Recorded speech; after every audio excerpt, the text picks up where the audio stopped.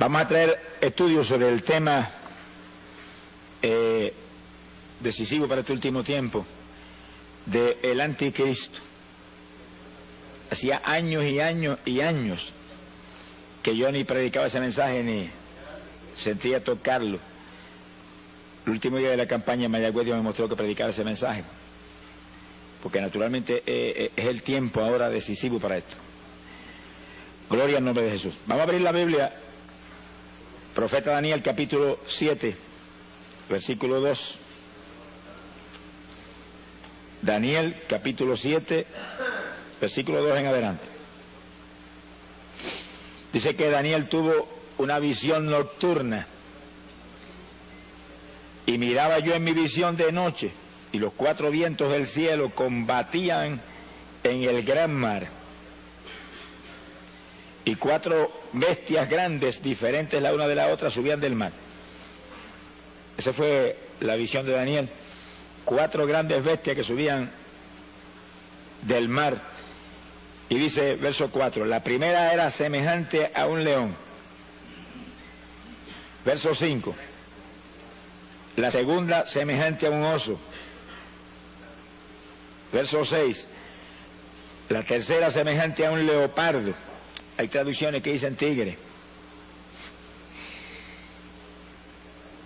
Y el verso 7 dice, y la cuarta bestia era espantosa y terrible, en gran manera fuerte, la cual tenía unos dientes grandes de hierro, devoraba y desmenuzaba, lo que sobraba lo hollaba con sus pies. Era muy diferente de todas las bestias que vi antes de ella, y tenía 10 cuernos. Sea bendito Señor Jesús. Antes de seguir adelante, vamos a aclarar, ¿verdad?, que Daniel, en esa visión nocturna, estaba teniendo una revelación de Dios, mostrándole 4 imperios mundiales que surgirían en esos días. Desde los días en que él estaba vivo hacia adelante, aparecerían esos imperios. Y el primero que Daniel vio semejante a un león era el imperio que estaba en esos días en pie, imperio de Babilonia. Entonces Daniel estaba ahí influenciando de forma notoria continuamente. El oso era el imperio de Media Persia, que fue el que derrocó a Babilonia cuando Belsasar murió de repente. Apareció ese imperio de Media Persia entonces en escena. El leopardo, el imperio de Grecia, que quitó al de Media Persia y se instalaron ellos. Y luego la bestia espantosa y terrible, el imperio de Roma, que vino después de Grecia. Nada que, fíjense cómo describe ya en detalle, de los demás no da tantos detalles como con esto. Tenía dientes grandes de hierro, devoraba todo, desmenuzaba, lo que sobraba lo pisoteaba. Tenía 10 cuernos sobre la cabeza.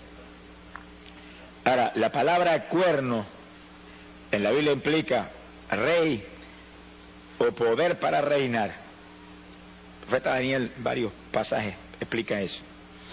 Que sí, que esos 10 cuernos eran 10 reinos que aparecerían al final de la edad. Y entonces Daniel vio, versículo 8, que mientras él contemplaba esos 10 cuernos, apareció otro cuerno pequeño que salía entre los 10, delante del cual fueron arrancados 3 cuernos de los primeros. Y aquí que este cuerno tenía ojos como de hombre, una boca que hablaba grandes cosas. Es decir, que era específicamente un rey, un hombre que surgiría de esos 10 reinos y tomaría dominio de ellos. Eso vamos a ver detalles en todo sentido en cuanto a eso. Daniel se interesó tanto en esa bestia espantosa y los 10 cuernos, y el otro cuerno es otro rey que aparecía entre los 10, que preguntó que le dieran más detalles sobre eso. Entonces Dios le habló detalles adicionales de los 10 reinos que surgirían de Roma, y el rey que se levantaría y tomaría dominio de ellos. Eso sería para el fin del tiempo. Ahora, Apocalipsis 17, verso 12, nos habla de eso. Apocalipsis 17, versículo 12 y 13. La Biblia dice, los 10 cuernos que has visto son 10 reyes. Dice como lo que le dije, que la palabra cuerno implica rey o poder para gobernar. Que aún no han recibido reino, pero recibirán autoridad como reyes juntamente con la bestia. Dice como por primera vez al rey ese que sale entre los 10, la Biblia le llama la bestia. Verso 13 dice, estos tienen un mismo propósito y entregarán su poder y su autoridad a la bestia. Así que los 10 entregan su poder a ese rey que se levanta en medio de ellos y lo levantan a un relieve mundial extraordinario. Apocalipsis capítulo 13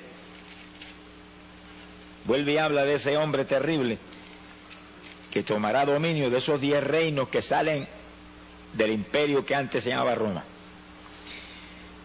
Y Apocalipsis 13, verso 2, dice, el dragón le dio su poder y su trono y grande autoridad. Así que el diablo es el que está metido en el asunto y le pasa todo su poder a ese hombre. Y el verso 3, al final del versículo, dice, se maravilló toda la tierra en pos de la bestia. Y sí, que aunque él tiene 10 reinos ahí, que surgen de donde estaba antes Roma, no pierdan eso de la mente.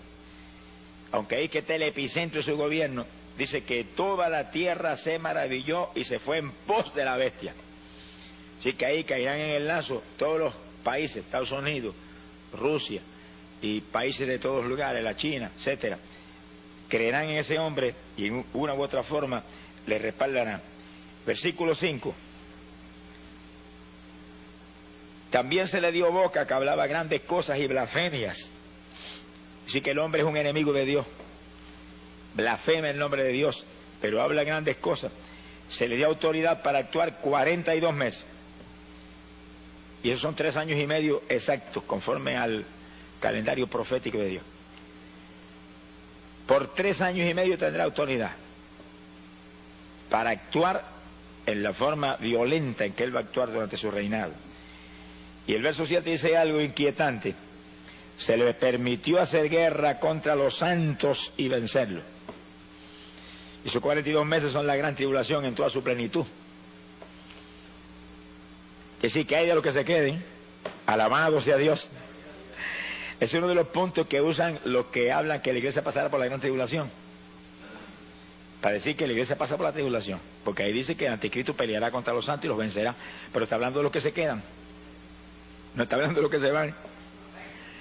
Sea bendito Señor Jesús. De eso veremos detalles, ¿verdad? Bíblicos después bien claros y precisos. Pero anticipándonos a eso, ¿verdad? Hay de los que se queden porque hará guerra contra ellos y les será dado vencerlos. ¿En qué forma los vencerá? Apocalipsis 6, versículo 9. El apóstol San Juan lo vio en visión. Dice, vi bajo el altar las almas de los que habían sido muertos por causa de la palabra de Dios y por el testimonio que tenían. Es un pasaje de la gran tribulación en todo su apogeo. Clamaban a gran voz y decían, ¿hasta cuándo, Señor santo y verdadero, nos juzgas y vengas nuestra sangre en los habitantes de la tierra? Que sí que los vencerán, sencillamente serán martirizados. Mártires. Palabra dice luego en forma clara que van a ser degollados aquí abajo por causa del testimonio de Cristo que mantienen. Pero el que no mantenga el testimonio, ese será sellado con el número de la bestia. Que dice la Biblia, ahí mismo en Apocalipsis 13, verso 18, que su número es el 666. Sea bendito el nombre de Jesucristo. Es decir, que vienen eventos de una importancia tremenda para el pueblo de Dios. Terrible. Y cuando vemos que ahora mismo todas las señales del retorno de Cristo se cumplen, esta es la época de nosotros pelear con todo para estar asegurados de volar cuando suene la trompeta. Cuando suene la trompeta, y probaremos con la Biblia eso bien claro y bien detallado en breve, Cuando suene la trompeta, los creyentes firmes volarán. Ni veremos al anticristo, ni veremos gran tribulación, ni veremos nada de eso. Pero no lo crea hasta que no se lo probemos con la Biblia. Alabe lo que él vive. Bendito el Señor Jesucristo. Para Daniel capítulo 8, verso 24, vuelve y habla de este hombre que le llama la bestia. El libro de Apocalipsis. Daniel capítulo 8, versículo 24, 23 en adelante. Dice, y al fin del reinado de estos, cuando los transgresores lleguen al colmo, dice, cuando estuviéramos en plena apostasía, maldad extrema en la tierra, se levantará un rey altivo de rostro y entendido en enigmas. Ese es el hombre que Juan le llama el anticristo, Apocalipsis le llama la bestia. Su poder se fortalecerá, mas no con fuerza propia. Ya vimos en Apocalipsis 13 que el diablo le da todo su poder. No es con la fuerza de él, es con la fuerza de Satanás. Dice como el diablo imita a Dios en todo. Nosotros no nos movemos con fuerza nuestra tampoco. Nos movemos con la fuerza del Espíritu Santo que está en nosotros, que Jesús nos ha dado. Y el anticristo tampoco se moverá con su fuerza, se moverá con la fuerza del diablo. Que sí que es el diablo imitando lo que Dios hizo con Jesús, que le pasó todo el poder a Jesús. Ahora él viene y le pasa todo el poder a ese hombre. Bendito sea el Señor Jesús. Vamos a ver más de eso ya mismo. Su poder se fortalecerá, mas no con fuerza propia. El diablo le pasará su trono y todo su poder. Causará grandes ruinas, prosperará, destruirá a los fuertes y al pueblo de los santos. Ahí vuelve lo mismo otra vez. Desde Daniel está profetizado que hará guerra contra los creyentes que están aquí abajo en ese tiempo y los destruirá. Ahora está hablando físicamente y espiritualmente. Los que le acepten los destruye espiritualmente. Los que lo rechacen y mantengan el testimonio de Cristo los destruye físicamente. La persecución más terrible que jamás habrá visto contra el cristianismo vendrá ahora. Será una repetición de la Inquisición romana, pero en forma abierta y pública y trágica para los que se queden. Por eso que hay que dar una voz de alerta al pueblo y mostrarle cómo es que tenemos que estar preparados para irnos, para que escapemos de esto, más el galardón tremendo que recibirá los que se vayan con el Señor. No es lo mismo lo que se salvan en la tribulación que lo que se salvan cuando suene la trompeta y volemos, que somos la novia de Jesucristo y estaremos en boda allá arriba mientras la tribulación está en su apogeo y matando cristianos aquí abajo por miles. Quiere decir que aparte de escapar de la tribulación, seremos el pueblo que donde quiera Cristo vaya, nosotros iremos detrás de él. Primera de Tesalonicenses 4:16 lo dice bien claro. Que sí que irse en el rapto es el privilegio más grande que jamás Dios le haya concedido a humano alguno. Por eso que la Biblia dice que la gloria postrera de esta casa será mayor que la primera. Nunca, ni los días apostólicos, ni en ninguna época, ha vivido el pueblo algo tan grande que jamás moriremos. Oiga eso. Jamás van a pasear este cuerpo que tenemos ahora en un ataúd por ahí hasta el cementerio. Jamás. Jamás la muerte va a tener el privilegio de meternos el aguijón y hacer que esto deje de respirar. Se ha glorificado el nombre de Dios. Y el privilegio de en un segundo recibir un cuerpo igualito al que tiene Jesucristo. Bueno, es grande lo que Dios nos ofrece. Si perdemos esa bendición, somos los más necios de los seres humanos. Sonríese, que el Señor le ama. Pero la Biblia dice que es lo que hay que hacer. Si no lo hacemos, es cuestión nuestra. Dios siempre dice lo que hay que hacer. Luego usted tiene un libre albedrío y yo también. Si queremos hacer otra cosa, pues allá nosotros. Pero si hacemos lo que Él dijo, escaparemos y no veremos nada de esto que estamos hablando ahora. Sea bendito el Señor Jesucristo. 42 meses, son 3 años y medio, ahí es la gran tribulación. Cuando todo el poder de ese hombre satánico se va a desencadenar sobre la tierra. Y viene tercera guerra mundial en esos días. Y viene terremoto mundial en esos días. Y plagas y hambre y granizo como jamás se ha visto. Por eso fue que Cristo dijo que si no acortare esos días, ninguna carne sería salva. Esos días pondrán en peligro la vida de toda la población del mundo. Lluvia radioactiva que caerá. Ahora, el Señor va a intervenir a tiempo para que haya sobrevivientes. Y esos sobrevivientes se añadirán al reinado de Cristo que se establecerá. Pero con cuerpo como este. Olvídese, aquí lo grande es la novia de Jesucristo. Lo grande es la novia del Cordero, aquellos en cuyos corazones está establecido ahora mismo el reino de Dios. Bueno, lo de nosotros tan grande, mire, que es realmente extraordinario, ¿verdad? Increíble. Cuando Jesús, hablando de Juan el Bautista, dijo que no había nacido profeta de vientre de mujer más grande que Juan. Sí, que Juan era lo más grande que jamás se levantó como profeta. Bueno, fue el que preparó el camino del Señor y el que anunció un cambio de dispensación de la ley a la gracia. Y sí que realmente fue algo extraordinario.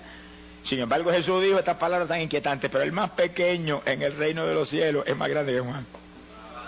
Todos los que están aquí lavados en la sangre ahora mismo, llenos del Espíritu Santo, viviendo en santidad, son más grandes que Juan.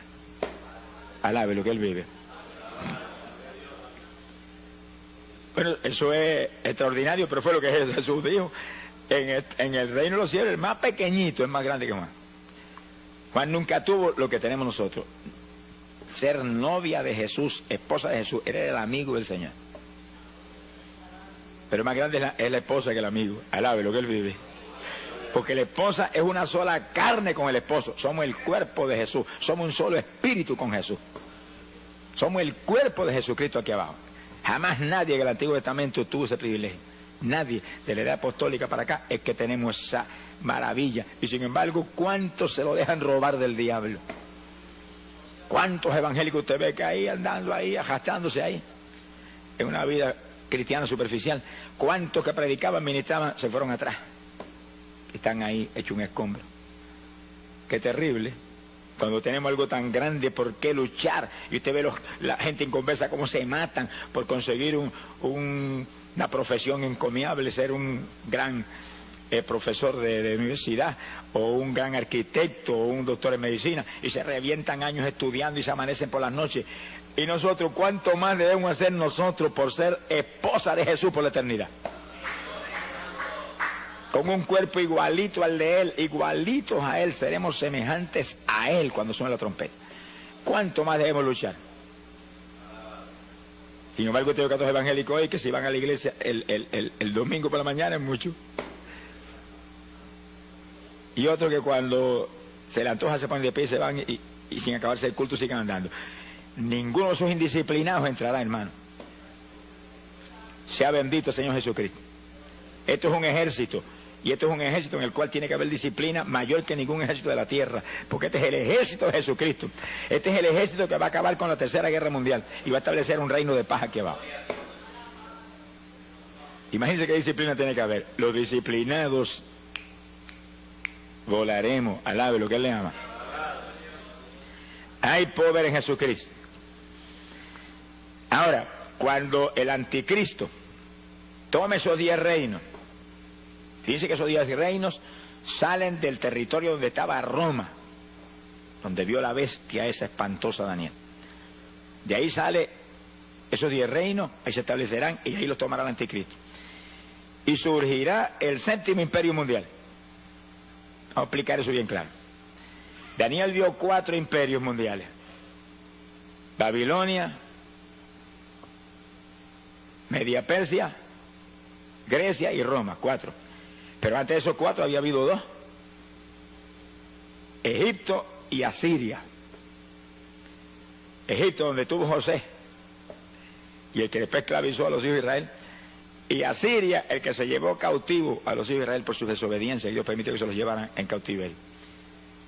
Que sí que hasta Roma ha habido 6 imperios mundiales. Tiene que levantarse un 7º, porque en el 7 que Dios termina sus obras. El 7 es el número de plenitud. El 7 es el número donde Dios termina sus obras. Y ese 7º imperio mundial está a punto de establecerse. Y si estamos bien en los últimos días, y si Cristo está a punto de levantar su iglesia, eso tiene que estar prácticamente hecho ahora. Si no, ¿cuándo es que va a levantar el Señor su iglesia? Por eso que no hablamos con teoría, tenemos que hablar con pruebas bíblicas ahí, claras, precisas. ¿Qué territorio ahora mismo es el que ocupó Roma en aquellos días de los Césares y de su imperio terrible?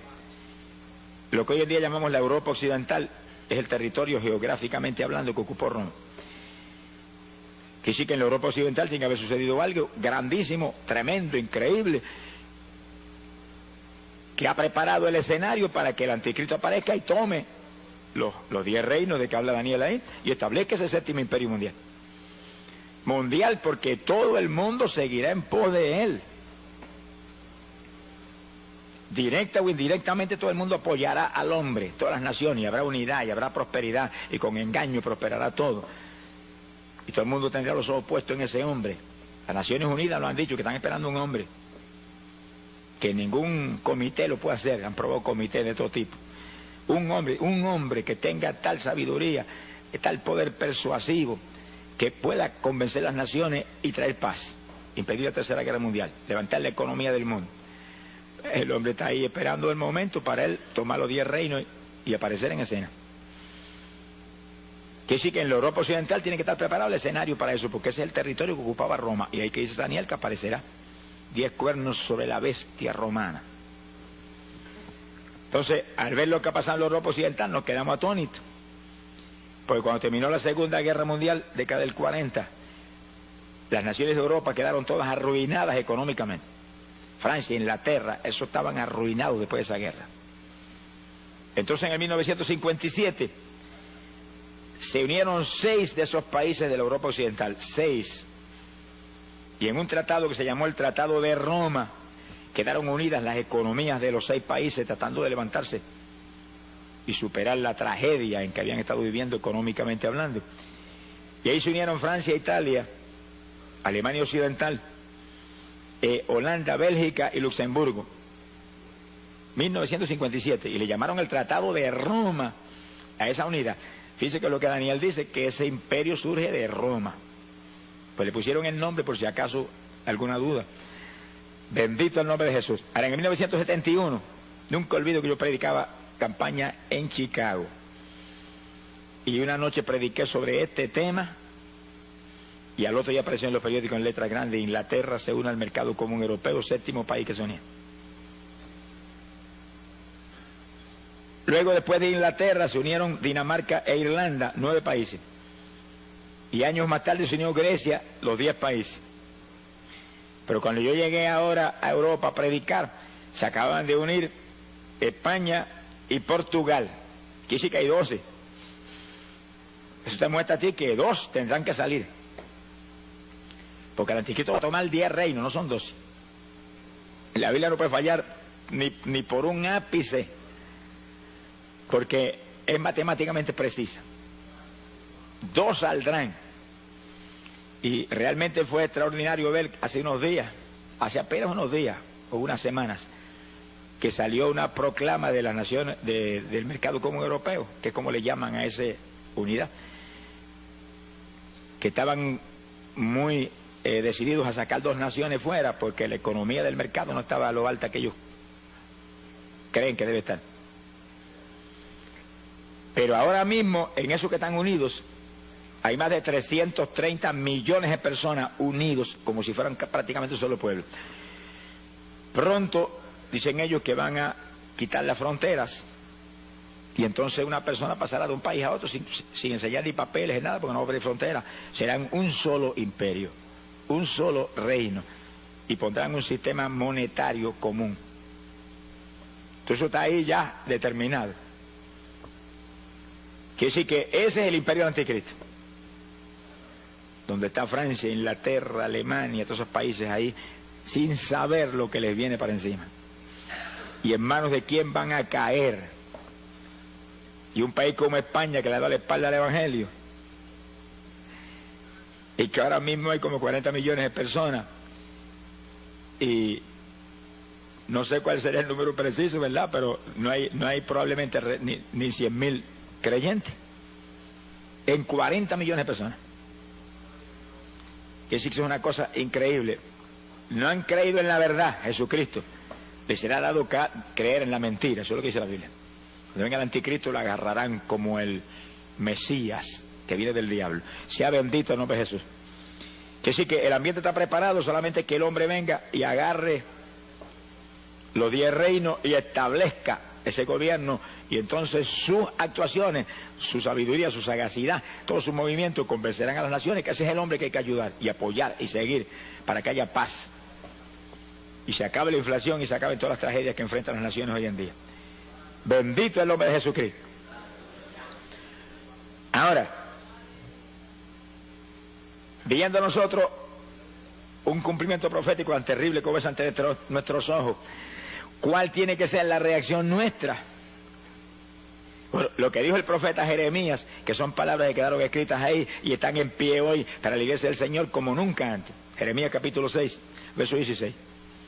Dijo, paraos en los caminos y mirad. Hay muchos caminos aquí abajo, muchas rutas, muchos senderos. Hay que pararse y mirar para todos lados, aquel, el otro. Y preguntad por la senda antigua. ¿Cuál es el buen camino? Y seguidlo, y hallaréis reposo para vuestras almas. Que sí que en la época de decidirse, toda la humanidad tiene que pararse, detenerse un momentito de todas sus inquietudes y sus preocupaciones terrenales y materiales, y preguntar cuál es la senda antigua, cuál es el buen camino, cuál es el único camino. Y cuando le digan el único camino es Cristo Jesús, sígalo, alabado sea Dios. Pues aquí no es que yo lo recomiende ni que yo crea que ese es, no, es que él mismo lo dijo, Juan 14:6, yo soy el camino. Un camino. Esas palabras quedaron metidas en el corazón de los cristianos apostólicos, hasta el punto que le llamaban los del camino. Es la única ruta, esa es la senda antigua, pero no como lo quiero no tomar, no, como lo tomó la iglesia apostólica. Un camino saturado de amor hacia los demás hermanos, de unidad entre el pueblo de Dios, un camino saturado de poder, un camino saturado de santidad, un camino saturado de oración, un camino saturado de ayuno. La iglesia apostólica no hacía nada sino era con oración y ayuno. Léalo en Hechos capítulo 13, cuando fueron a mandar a Bernabé y a Pablo, estaban todos en ayuno clamando hasta que el Espíritu habló y dijo, estos dos son los que he separado para esta hora. Esa es la senda antigua, hay que volver a esa senda. Cuando el Pentecostés empezó en Puerto Rico, empezó en esa senda. Y los primeros pentecostales aquí tenían una fe sobrenatural, dependían de Dios para todo. Se enfermaba la vaca, oraban a la vaca y se sanaba la vaca. Se ha glorificado el nombre de Dios. Vigilaban continuamente, oraban y ayunaban, había santidad a toda profundidad. Era todo el mundo lleno del Espíritu Santo. Hoy en día eso ha descendido no se sabe cuántos metros espirituales. Y diga ese pentecostal que usted va y no sabe si es pentecostal o qué es. Porque de mirar por fuera, ya uno sabe que algo raro ha pasado, algo rarísimo ha pasado. Alabado sea Dios. Pero el llamado es, vuelve a las primeras obras, vuelve al primer amor. No te apartes del primer amor, porque si te apartas del primer amor, dice la Biblia, estás caído. Hay que arrepentirse y volver a las primeras obras. Jesús no ha cambiado. Si Él no ha cambiado, la iglesia no puede haber cambiado tampoco. Si Él no ha cambiado, el Espíritu Santo no ha cambiado, que es su emisario grande aquí abajo. Nada ha cambiado, lo que ha cambiado son la gente.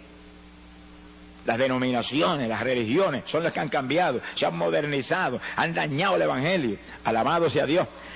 Pero nosotros, hermanos, hagámonos más primitivos cada día, aunque nos digan ridículos, aunque nos digan fanáticos, aunque les digan lo que les dé la gana. Pero ese pueblo fanático, ridículo, lleno del poder de Dios, es el pueblo que se va con el Señor cuando suena la trompeta. ¡Alabado sea Dios! Esa es la novia de Jesús. No me diga a mí que cristianos mundanos se dan cuando el Señor dice en su palabra que no podemos establecer yugos desiguales. Y Él va a establecer yugos desiguales. Él que es espiritual y santo, con creyentes mundanos saturados de cuanta basura hay aquí abajo. Ni en sueño. No son parte del cuerpo. Bendito sea Dios. Tenemos que ser como Él. La Biblia lo dice, los discípulos serían semejantes a Él. Él lo dijo, ser santo porque yo soy santo. Y luego dijo algo más, que es una inquietud terrible, ser perfecto como mi Padre Celestial es perfecto. ¿Será posible eso? Bueno, si él lo dijo, tiene que ser posible, porque no me diga que Jesús nos va a imponer una carga que sea imposible. Es posible. Lo que pasa es que hay que vivir como vivió él. Hay que vivir como vivió él, en comunión con el Padre, dispuesto a hacer la voluntad de Dios, me guste o no me guste. Y una vida de profunda oración. Hay poder en Jesucristo. Esta es la época decisiva, cuando tenemos que decidirnos, porque son dos los que vienen. Alabe lo que él vive. Uno de arriba del cielo y otro de abajo de las tinieblas. Daniel dice, Apocalipsis 13, que vio una bestia que salía del mar, de abajo de lo profundo. Viene ese diablo terrible que entrará en este hombre, en el anticristo, y lo volverá a la bestia. Quiere decir que todo el poder de Satanás se mete en ese hombre. Son dos que vienen. Ahora, ¿cuál de los dos llega primero? Bueno, hay una teoría que llega primero el anticristo, porque si dice que sí, la iglesia se va a quedar abajo en la tribulación, pues el anticristo vino primero. Uno de los dos tiene que llegar primero, no vaya a decir que van a llegar ahí cabeza a cabeza, no. El de nosotros es mucho más rápido, no va a correr, no le va a permitir que llegue. Llega antes a rescatar su noviecita de lo que viene. Alabado sea Dios. Pero no me lo crea hasta que no se lo pruebe con la Biblia hasta la saciedad. Alabe lo que él le ama. Sea bendito Señor Jesucristo. Quiero decir que ahí están. El reto de nosotros ahora es entrar en el cumplimiento pleno de la palabra. Guardar la palabra a toda plenitud. La promesa del Señor para los creyentes que se quieren ir es: los que guarden la palabra de mi paciencia, esos libraré. Apocalipsis 3:10. Ese es el reto, ese es el llamado. Usted y yo tenemos que esforzarnos como nunca antes, pero el tiempo es breve, el tiempo es corto. Estamos bien en la recta final, estamos a punto de volar para el cielo con el Señor. Gloria al nombre de Jesucristo.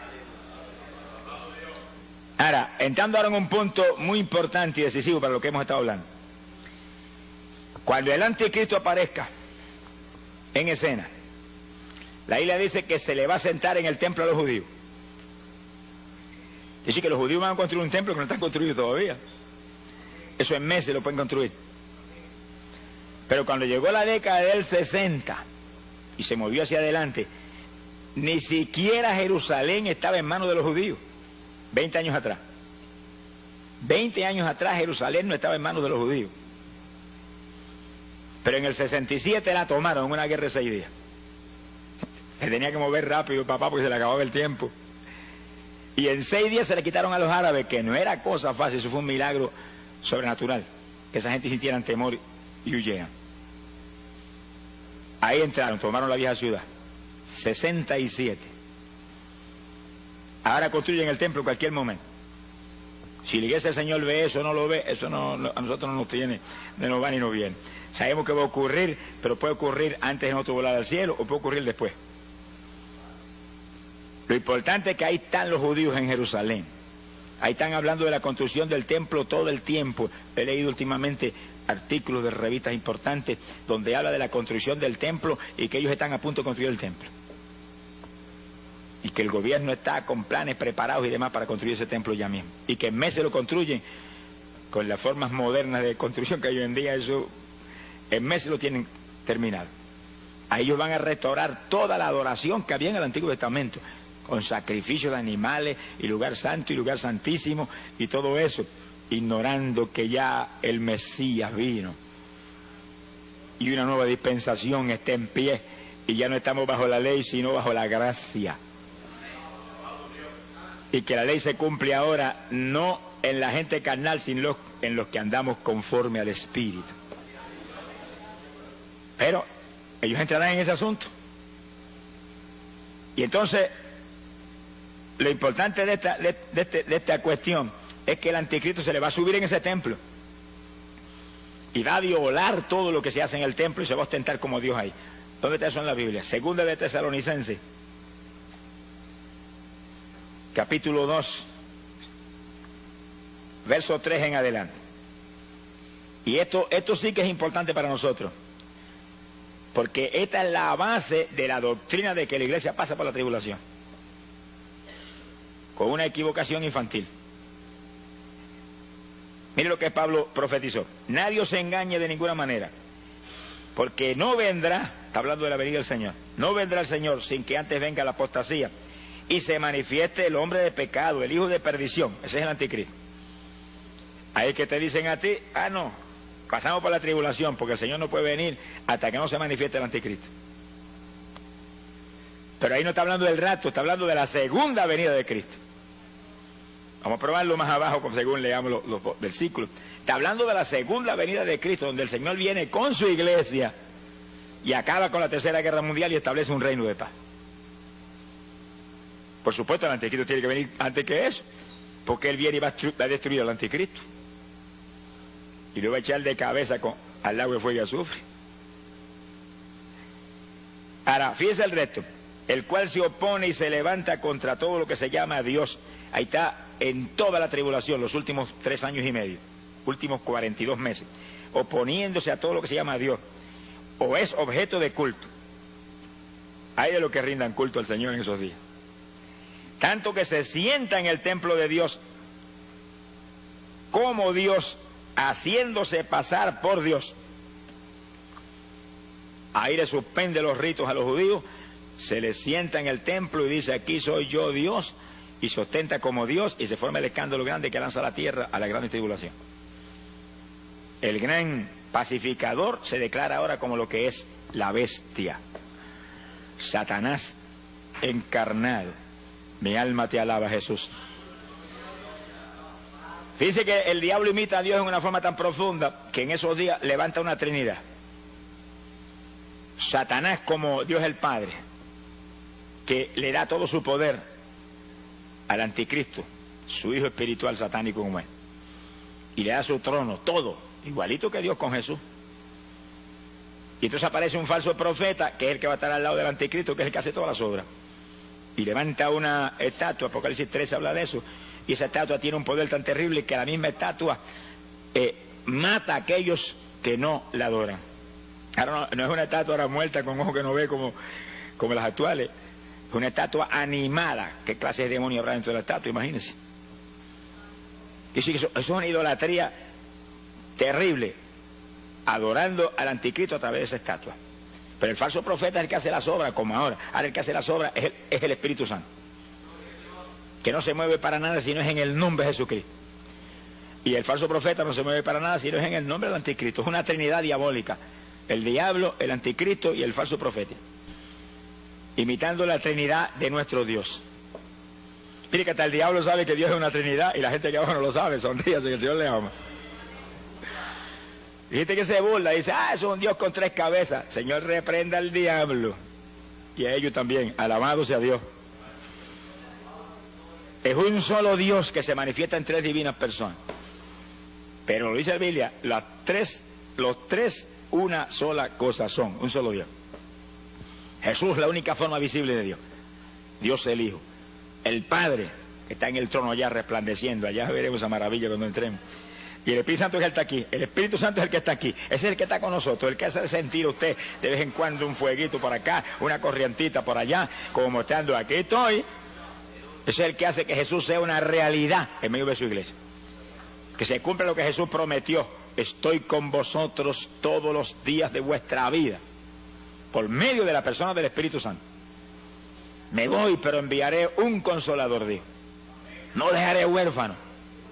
Volveré a vosotros. Quiere decir que Él separa su persona de la del Espíritu Santo como 2 personas distintas, y de pronto los une como una sola cosa. Porque así es la Trinidad. Una de las comparaciones más claras para entender la Trinidad es un triángulo. Un triángulo es una sola figura, pero tiene 3 ángulos: ángulo A, ángulo B y ángulo C. Un ángulo está ahí, el otro acá, el otro acá. Son 3 ángulos distintos. El A es A, y el B es B, y el C es C, pero forman una sola figura. Esa es la Trinidad. 3 personas: Dios el Padre, Dios el Hijo, Dios el Espíritu Santo, pero un solo Dios. Sea bendito el nombre de Jesucristo.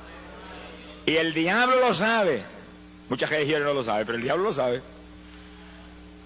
Y como él imita a todo, en todo imita a Dios, establece una Trinidad en esos días. Y él se pone ahí como el Dios el Padre, y el anticristo como Dios el Hijo, y el falso profeta como Dios el Espíritu Santo. Sea bendito Señor Jesucristo. Se le sentará arriba en el trono, en el templo, a los judíos. Suspenderá los sacrificios y todos los ritos del Antiguo Testamento que se estarán practicando ahí. Acabará con todo eso. Ahora, ¿cómo el anticristo tiene, diría usted, tanta familiaridad con los judíos? ¿De dónde viene eso? Bueno, está profetizado desde Isaías 28, verso 15. Isaías 28, 15. Fíjense cómo los judíos caen en un lazo que uno de los profetas más grandes que ellos jamás tuvieron se lo profetizó y se lo advirtió. Sin embargo, caen en el lazo. Mire cómo es el poder persuasivo de Satanás y de ese anticristo, esa bestia. Isaías 28, verso 15. Por cuanto habéis dicho, pacto hemos hecho con la muerte e hicimos convenio con el infierno. Cuando pase el turbión del azote no llegará a nosotros. Se sienten seguros en ese pacto, como se sienten seguros todas las naciones con ese hombre. Porque hemos puesto nuestro refugio en la mentira y en la falsedad nos esconderemos. Hacen un pacto con el anticristo, que sí, que usted no se extrañe que el anticristo le va a ayudar a construir el templo, en el cual se sienten respaldados por ese hombre y bajo esa protección. Cuando Jesús vino lo rechazaron. Ahora viene el diablo y ese lo acepta. Se cumple la palabra que como se negaron a creer en la verdad, Dios permite que crean en la mentira. Que sí, que todavía le queda a los judíos parte del juicio que empezó hace casi 2000 años, le queda el cumplimiento final terrible en los días que vienen. Sea bendito el Señor Jesucristo. Quiere decir que ese pacto estará ahí en pie. Y en los primeros 3 años y medio de ese pacto, el anticristo cumplirá el pacto. Vamos a verlo en la Biblia. Vamos a verlo ahí clarito. Daniel capítulo 9, verso 27. Ahora lo pueden ver esto en forma bien matemáticamente precisa. Por otra semana, es una semana de años, 7 años. Vamos a verlo más luego en forma más clara. Por otra semana confirmará el pacto con muchos. Hay un pacto del anticristo con muchos, pero ahí está incluido Israel. Y a la mitad de la semana, cuando pasen 3 años y medio, esos últimos 7 años, hará cesar el sacrificio y la ofrenda. Después, con la muchedumbre de las abominaciones, vendrá el desolador hasta que venga la consumación. Pero fíjense que Pablo nos explica, que lo dijimos en 2 Tesalonicenses, que es lo que hace. Hace cesar el sacrificio y la ofrenda, pero se le sube en el templo y se sienta ahí y dice que él es Dios, caer es que hay que adorarlo. Que se acabaron los ritos y se acabaron los sacrificios animales, caer es que hay que sacrificarle ahora. Es a Jehová. Que sí, que el pacto que él hace con los judíos es, como dice Isaías, es un convenio con la mentira y un pacto con la muerte, con el infierno, con el engaño. Se ha glorificado el nombre de Dios. Pero fíjense que ahí habla de una semana específica. Ahora, ese es un punto decisivo. ¿Qué semana es esa? Son los últimos 7 años de esta dispensación. Los últimos 7 años de esta edad. Ahora, en Daniel capítulo 9, verso 24, tenemos que entender esto para poder entender ese punto. Daniel habla de 70 semanas determinadas para su pueblo. Esos son 490 años, son 70 semanas de años. Multiplique 70 por 7 y son 490 años. De esos 490 años, desde que restauraron a Jerusalén, reconstruyó Esdras a Jerusalén hasta la muerte de Cristo en la cruz, pasaron 69 de esa semana, 483 años. Quedaron 7 fuera. ¿Cuándo esos 7 aparecerían? Ahí lo dice en el versículo 27. Una última semana en la cual confirmará el anticristo el pacto con muchos, pero a mitad de esos 7 años se sube en el templo y hace cesar el sacrificio y la ofrenda. Y sí que queda de las 70 semanas que dijo Daniel que serían para Israel, queda una. Esa es la última semana, últimos 7 años de esta dispensación. Ahora fíjense en esto, que es lo importante que es esto para nosotros. Si en esos últimos 7 años de esta edad, que es cuando el anticristo aparece, y a mitad de los 7 años se le sube en el templo a los judíos, eso es atención de Dios para Israel. Porque aquí lo dice, 70 semanas determinadas para tu pueblo. ¿Cuál es el pueblo de Daniel? ¿Eso no somos nosotros? Si en esos últimos 7 años es atención de Dios para Israel, ¿dónde está la novia de Jesús?